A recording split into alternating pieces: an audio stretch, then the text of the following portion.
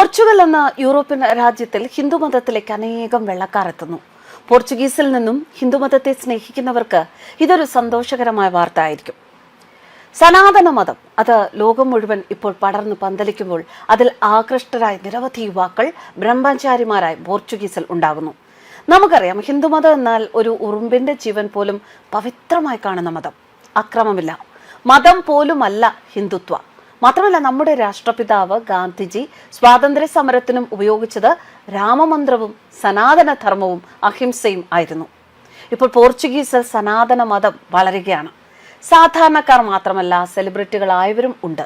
Portugal എന്ന European രാജ്യത്തിൽ വളരെ പ്രമുഖമായ ഒരു കുക്കിംഗ് റിയാലിറ്റി ഷോയിൽ താരമായ ഒരു സെലിബ്രിറ്റി ഷെഫ് ആഡംബര ജീവിതമൊക്കെ ഉപേക്ഷിച്ച് ഹരേ കൃഷ്ണ പ്രസ്ഥാനത്തിന് കീഴിലുള്ള ആശ്രമത്തിൽ ബ്രഹ്മചാരിയായി സേവനമനുഷ്ഠിച്ചു വരുന്നു.